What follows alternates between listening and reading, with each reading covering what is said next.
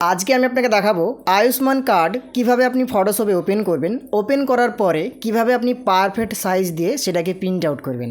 দেখুন বন্ধুরা, এই যে আয়ুষ্মান কার্ড এটা কিন্তু একটু বড় টাইপের, মানে আধার কার্ড ভোটার কার্ডের থেকেও বড়, সেটা আপনারা ভালোভাবে দেখতে পাচ্ছেন। তো আমরা অনেকেই কনফিউজ হয়ে যাচ্ছি যে এই যে বড় সাইজটা এটা কিভাবে ছোট করব। ছোট করতে গেলে দেখা যাচ্ছে উল্টোপাল্টা হয়ে যাচ্ছে, ঠিকঠাক মতো করে আসছে না।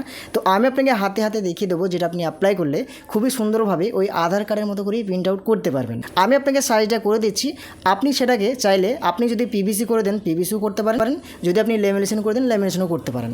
সাইজটা কীভাবে করতে হয় চলুন আমি আপনাকে হাতে হাতে স্টেপ বাই স্টেপ দেখিয়ে দিচ্ছি। তো অবশ্যই আপনি ভিডিওটা প্রথম থেকে শেষ পর্যন্ত দেখবেন। তো ফাইনালি আমি আমার ফটোশপ সফটওয়্যারটা ওপেন করেছি। এবার আমি আপনাকে দেখাবো কিভাবে আপনি আয়ুষ্মান কার্ডটিকে ফটোশপে ওপেন করবেন। তো দেখুন বন্ধুরা, একবারে বেসিক লেভেলে প্রথম থেকেই দেখাবো যাতে আপনি অনেক ক্লিয়ারভাবে বুঝতে পারেন। তো প্রথমত কী করতে হবে, ওই আয়ুষ্মান কার্ডটাকে ওপেন করার জন্য আপনি আপনার ফটোশপ সফটওয়্যারের উপরের দিকে লক্ষ্য রাখবেন, কোণাতে দেখবেন ফাইল বলে একটা অপশান আছে।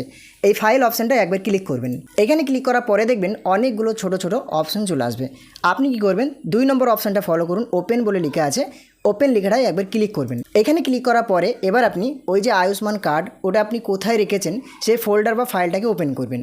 ওপেন করার পরে দেখবেন এই জায়গাতে, ধরা যাক আমি ডাউনলোডস ফোল্ডারে ওই আয়ুষ্মান কার্ডটাকে রেখেছি, যার কারণে ডাউনলোডস ফোল্ডারটাকে আমি ওপেন করেছি। ওপেন করার পরে এই যে এইটাই দেখুন আমার আয়ুষ্মান কার্ড। তো আমি কি করছি, এই আয়ুষ্মান কার্ডটার উপর একবার ক্লিক করছি, অর্থাৎ আয়ুষ্মান কার্ডের পিডিএফটার উপর একবার ক্লিক করলাম। ক্লিক করার পরে এবার ডান দিকে লক্ষ্য রাখুন, ওপেন বলে লেখা, ওপেন লেখাটায় ক্লিক করলাম। তো একটা পিডিএফের মধ্যে দেখুন দুটো দেওয়া আছে, এই যে পেজ 1 of 2 বলে লেখা আছে। তো আপনি কি করবেন, আপনাকে কিছু করতে হবে না, উপরের দিকে লক্ষ্য রাখুন, ওকে বলে লেখা আছে, ওকে লেখাটা একবার ক্লিক করবেন। এখানে ক্লিক করার পরে আবারও এরকম ধরনের একটা পপ আপ আসবে, আপনাকে এখানেও কিছু করতে হবে না, উপরের দিকে লক্ষ্য রাখুন, ওকে বলে লেখা, ওকে লেখাটা একবার ক্লিক করে দেবেন। এখানে ক্লিক করার পরে কী হবে, এবার সঙ্গে সঙ্গে আপনার আয়ুষ্মান কার্ডের ফ্রন্ট পেজ মানে সামনেকার পেজটা ওপেন হয়ে যাবে। এবার আপনাকে ওই ব্যাক সাইডটাকে ওপেন করতে হবে। ওটা কীভাবে ওপেন করবেন, আবারও ফাইল অপশানে ক্লিক করবেন, তারপরে দ্বিতীয় ওপেন বলে লেখা আছে, ক্লিক করে দেবেন। এখানে ক্লিক করার পরে আপনার পিডিএফটাকে সিলেক্ট করবেন আয়ুষ্মান কার্ডের, তারপরে ডান দিকে লক্ষ্য রাখুন, ওপেন বলে লেখা আছে, এখানে ক্লিক করে দিলে সঙ্গে সঙ্গে দেখবেন এরকমভাবে পিডিএফ পেজ সিলেক্টর বলে একটা অপশন থাকবে। নিচের দিকে লক্ষ্য রাখবেন, এখানে পেজ 1 of 2 বলে লেখা থাকবে। আপনি কী করবেন, এই যে এইখানে দেখবেন একটা ডট আছে, এটার উপরে মাউসের বাঁ দিকের সুইচটা প্রেস করে ধরবেন, দিয়ে এইভাবে নিচের দিকে টানবেন, তাহলে কী হবে, পিডিএফের ব্যাক সাইডটা ওপেন হবে। এবার আপনি কী করবেন, উপরের দিকে লক্ষ্য রাখুন, ওকে বলে লেখা, ওকে লেখাটাই ক্লিক করে দিলে আবারও এরকম ধরনের একটা পপ আপ আসবে। আপনি এখানে কিছু করবেন না, শুধুমাত্র ডান দিকে ওকে লেখা আছে, এখানে ক্লিক করে দিলে সঙ্গে সঙ্গে কিন্তু আপনার দুই সাইডই ওপেন হয়ে যাবে। এবার চলুন, আপনার আয়ুষ্মান কার্ডটা পুরোপুরিভাবে এপিট ওপিট ফটোশপে ওপেন হয়ে গেছে। এবার আপনি এটাকে কিভাবে সাইজ দেবেন, কিভাবে ওই আধার কার্ডের মতো করে সাইজটা করবেন চলুন সেটা দেখাই। তো প্রথমে আমি কি করব, এই যে ব্যাক সাইড এটার উপরে দেখুন, এই যে পেজের উপরে দেখবেন একটু ব্ল্যাঙ্ক টাইপের থাকবে, এটার উপরে আপনি ক্লিক করে ধরে এইভাবে নিচে ডান দিকে সরিয়ে নেবেন। তারপরে প্রথমত ফ্রন্ট পেজটার আগে কাজ করবেন, যার কারণে কী করবেন, এই যে ফ্রন্ট পেজটা আছে মানে সামনেকার যে পেজ সেটার উপরে একবার ক্লিক করবেন। ক্লিক করার পর আপনি উপরের দিকে লক্ষ্য রাখুন, এই যে ম্যাক্সিমাইজের যে আইকনটা আছে এটার উপরে একবার ক্লিক করে দেবেন। তাহলে কী হবে, সঙ্গে সঙ্গে আপনার এই সামনেকার এই ফ্রন্ট পেজটা আপনার সামনে পুরো ওপেন হবে, মানে ভালোভাবে দেখাবে, ঠিক আছে। এবার আপনি কি করবেন, ওই সাইজটা দেওয়া পালা। তো ওই সাইজটা দেওয়ার জন্য আপনাকে যে কাজটা করতে হবে আমি আপনাকে বলি, এইভাবে ওপেন থাকা অবস্থায় আপনি উপরের দিকে লক্ষ্য রাখুন, এই যে ইমেজ বলে লেখা আছে, ইমেজ লেখাটাই একবার ক্লিক করে দেবেন। এখানে ক্লিক করার পরে নিচের দিকে আসবেন, দেখবেন ইমেজ সাইজ বলে একটা অপশান থাকবে, এটার উপরে একবার ক্লিক করবেন। এখানে ক্লিক করার পরে এরকম ধরনের ইমেজ সাইজের একটা বক্স আপনার সামনে যুক্ত হয়ে যাবে। এবার আপনি এইখানে সাইজটা দিবেন। কিভাবে সাইজটা দিবেন চলুন দেখে দিই। প্রথমত আমি আপনাকে বলবো, এই যে নিচের দিকে লক্ষ্য রাখুন, এই যে এখানে লেখা আছে ডকুমেন্ট সাইজ, ডকুমেন্ট সাইজের নিচে দেখবেন অনেকগুলো ঘর থাকবে। তো আপনি কি করবেন, প্রথমত উপরের দিকে লক্ষ্য রাখুন, দেখুন উইথ বলে লেখা আছে, এর পাশে একটা ঘর আছে, এটার উপরে একবার ক্লিক করবেন। দিয়ে বাই ডিফল্ট যে সাইজটা দেওয়া থাকবে সেটাকে আপনি এইভাবে ড্র্যাগ করে সিলেক্ট করবেন। সিলেক্ট করার পরে এটাকে আপনি কেটে দেবেন, যার কারণে কিবোর্ড থেকে ব্যাক স্পেস করবেন, তাহলে এটা কেটে যাবে। এবার আপনি ডান দিকে লক্ষ্য রাখুন, এই যে এখানে ইঞ্চি বলে লেখা, এটার উপরে একবার ক্লিক করবেন। এখানে ক্লিক করার পরে এখান থেকে আপনি এমএমএ সিলেক্ট করবেন। তারপরে আবারও দেখুন, এই যে উইথ বলে লেখা আছে, পাশে যে ঘরটা আছে এটার উপরে একবার ক্লিক করে এইখানে আপনি দেবেন 86। আমি আপনাকে যেরকমভাবে দেখাচ্ছি আপনি ঠিক এই প্রসেসেই কাজ করবেন। দেখুন এখানে কি দেওয়া হলো, 86 তারপরে কি হলো এমএম মানে 86 এমএম। তারপরে এই যে হাইট বলে লেখা আছে, হাইটের পাশে যে ঘরটা আছে দেখবেন বাই ডিফল্ট একটা সিলেক্ট করা থাকবে একটা সাইজ, এটাকে আপনি ড্রাগ করে ধরে কেটে দেবেন, দিয়ে কিবোর্ড থেকে আপনি ব্যাক স্পেস করবেন, দেখবেন ওটা চলে যাবে। তারপরে পাশে যে ঘরটা আছে ইঞ্চি থাকবে, এটার উপর ক্লিক করে দিয়ে এখান থেকেও আপনি এমএম সিলেক্ট করবেন। তারপরে আপনি কি করবেন, এই হাইটের পাশে যে ঘরটা আছে এখানে ক্লিক করে দিয়ে এখানে লিখবেন 54 অর্থাৎ 54 লিখবেন। তাহলে কি হলো 86 এমএম আর 54 এমএম। দেখুন কোনো সাইজ কিন্তু এদিক ওদিক হলো না, যেটা আপনি দিলেন সেটাই হলো। এবার এখানে কিন্তু প্রবলেম ফেস করার অপশন আছে, আমি আপনাকে বলি। দেখা যাচ্ছে আপনি এখানে হাইটে দিচ্ছেন 54 কিন্তু হচ্ছে না 54, অন্য চলে আসছে। আবার হাইটটা 54 হয়ে যাচ্ছে কিন্তু এই উইডটা আবার আলাদা হয়ে যাচ্ছে। তারপরে দেখা যাচ্ছে এই উইডটা ঠিক আছে আবার হাইটটা অন্যরকম হয়ে যাচ্ছে। এটা কি কারণে হচ্ছে আমি আপনাকে বলি। আপনি নিচের দিকে লক্ষ্য রাখুন, দেখবেন এইখানে দুটো ঘর আছে। প্রথমত আপনি প্রথমকার ঘরটাকে ফাঁকা রাখবেন আর দ্বিতীয়কার ঘরটাকে টিক রাখবেন। আশা করি বুঝতে পেরে গেছেন। তো দেখুন বন্ধুরা, প্রথমত আমি 86 দিয়ে দিলাম, তারপরে 54 দিয়ে দিলাম, 86 এমএম রাখলাম আর এখানে 54 এমএম রাখলাম। এবার এখান থেকে ওকেতে ক্লিক করে দিলাম। দেখুন কতই না সুন্দরভাবে সেই আধার কার্ডের সাইজে কিন্তু এটা ওপেন হলো। এবার আমি আপনাকে বলি ওই যে ব্যাক সাইডটা আছে ওটাকেও সেম প্রসেসে এই কাজটা করে নিতে হবে। যার কারণে উপরের দিকে লক্ষ্য রাখুন, এই যে রিস্টোর ডাউন ক্লিক করে দিলাম। এবার আমি ব্যাক সাইডে চলে আসলাম। ব্যাক সাইডে আসার পরে সেম প্রসেসে আবারও চলে আসলাম উপরে ইমেজ অপশানে। এখানে আসার পরে এই যে ইমেজ সাইজ বলে লেখা আছে এখানে ক্লিক করে দিলাম। এখানে ক্লিক করার পরে এরকম ধরনের ইমেজ সাইজের একটা বক্স আসলো। তারপরে যে ডকুমেন্ট সাইজের নিচে উইথ বলে লেখা আছে এখানে দিয়ে দিলাম 86। তারপরে পাশে যে ইঞ্চি আছে এখানে আমি এমএম করে দিলাম। নিচের দিকে লক্ষ্য রাখুন যে হাইট বলে লেখা আছে এখানে দিলাম 54। তারপরে ডান দিকে লক্ষ্য রাখুন ইঞ্চিসতে কনভার্ট করা আছে এখানে আমি করে দিলাম এমএম। উপরের দিকে লক্ষ্য রাখুন এবার ওকে বলে লেখা আছে এখানে ক্লিক করে দিলাম।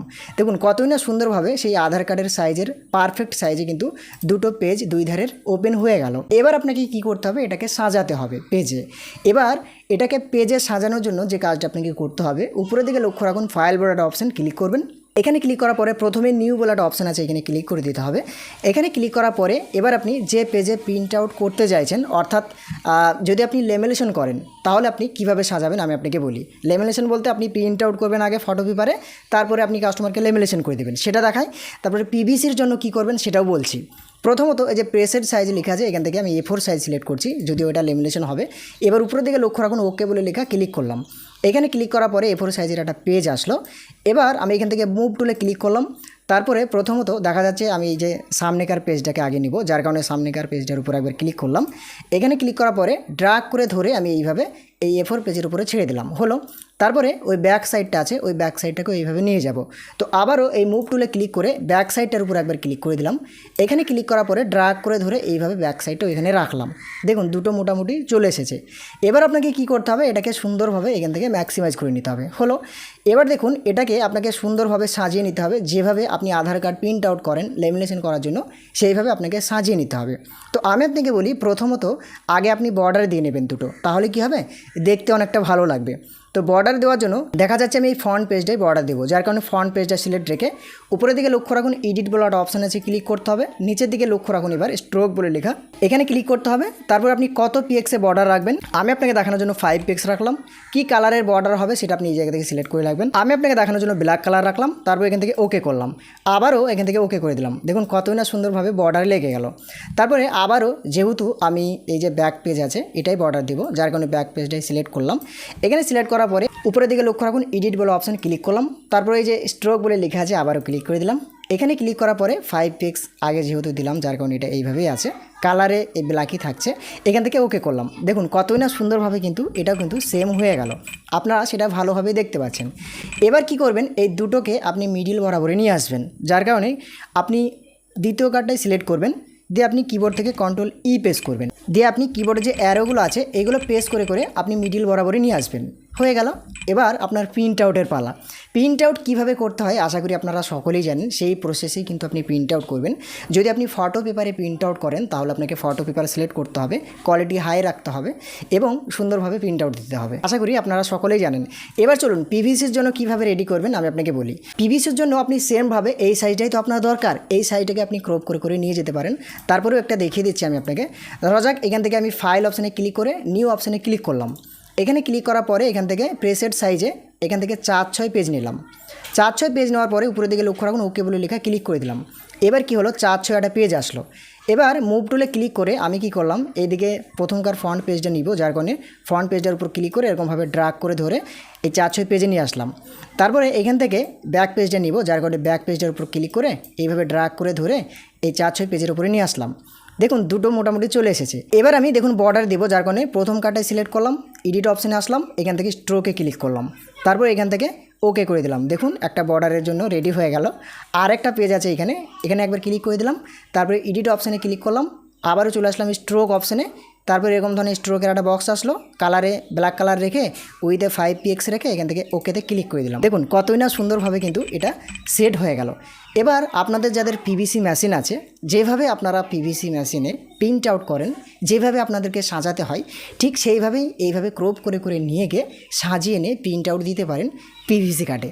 আশা করি আপনি অনেক ক্লিয়ারভাবে অনেক সুন্দরভাবে বুঝতে পেরে গেছেন যে একটি আয়ুষ্মান কার্ড কীভাবে আপনি ফটোশপে ওপেন করে সাইজ সঠিক রেখে আপনি প্রিন্ট আউট দেবেন। ভিডিও যদি ভালো লেগে থাকে অবশ্যই এটা লাইক করে জানাবেন, এবং চ্যানেলে যদি আপনি নতুন হয়ে থাকেন চ্যানেলটিকে সাবস্ক্রাইব করে পাশে থাকবেন আরও নতুন ভিডিও পাওয়ার জন্য, সাইবার ক্যাফ রিলেটেড সমস্ত রকম ভিডিও পাওয়ার জন্য।